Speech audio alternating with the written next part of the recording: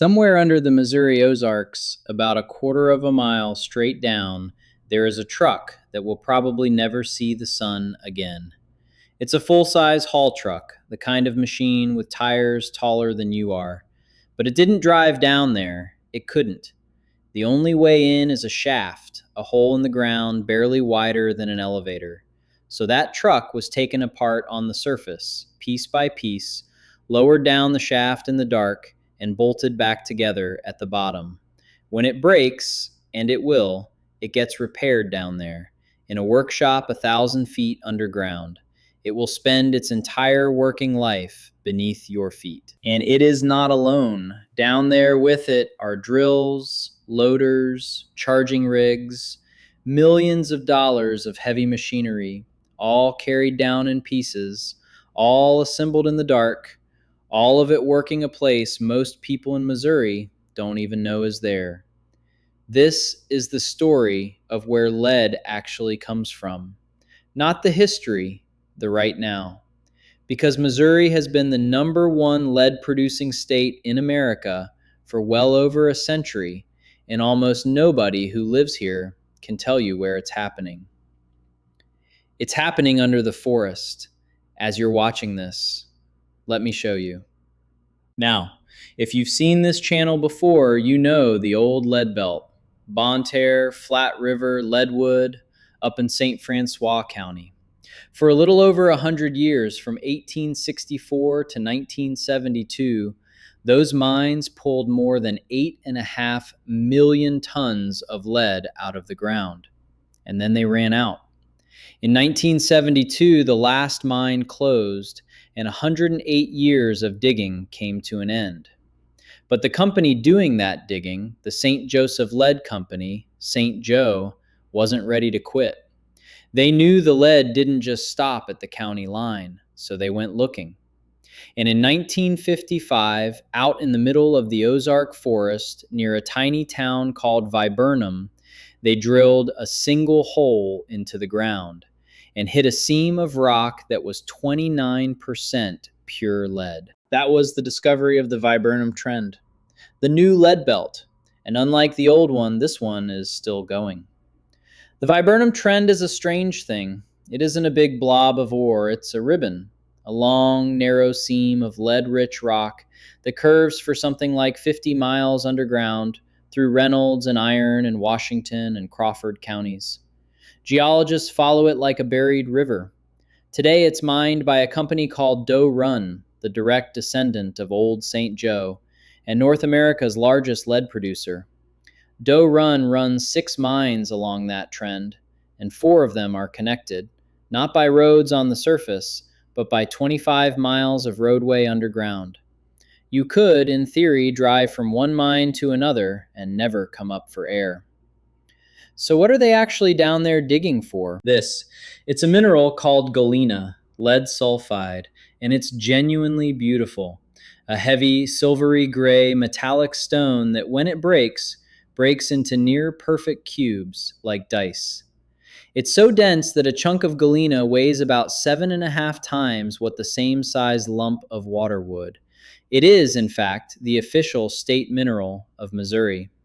And the Viburnum Trend is often called the richest concentration of galena anywhere on Earth. But here's the catch, and it's the catch with almost all mining. Even the richest lead ore in the world is only about 5 or 6% lead. The other 94-95% is just rock, in this case, an ancient gray stone called dolomite, laid down by a shallow sea hundreds of millions of years ago. Sit with what that means.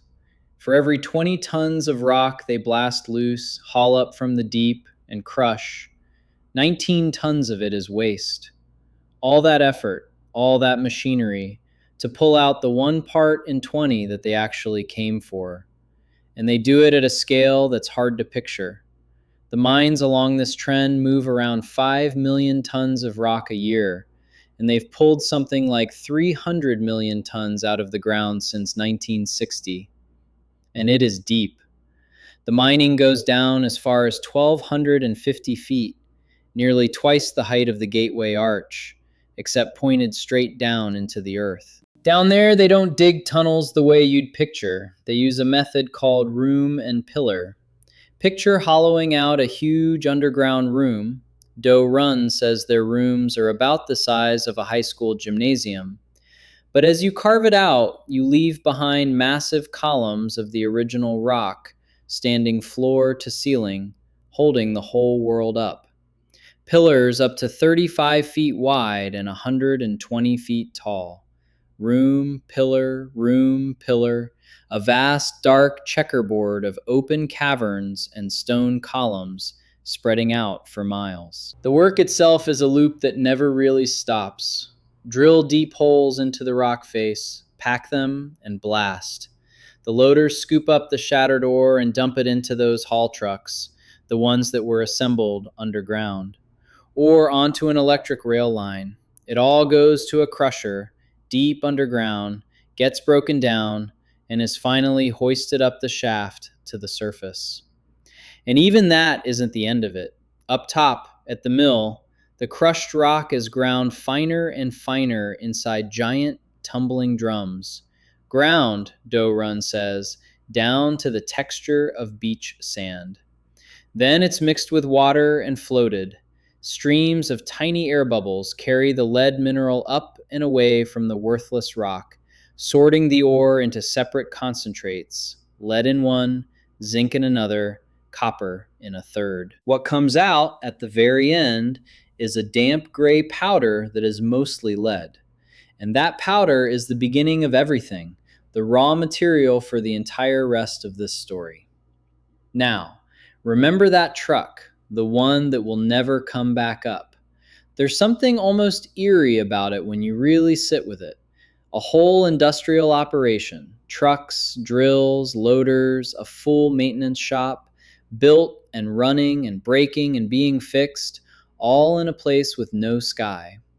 The people ride up and down every shift, but a lot of the machines go down once, in pieces, and simply stay. They even mine by remote control now. When a section is nearly played out and it's too risky to send people back in among the pillars, an operator sits in a safe spot hundreds of feet away and drives a 25-ton loader by remote, scraping out the last of the ore like a claw machine in an arcade.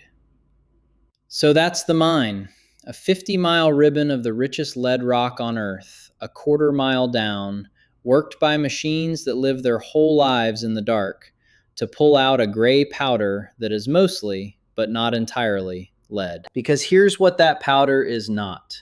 It is not lead metal, not yet. It's still a chemical compound, lead locked onto sulfur, tangled up with rock.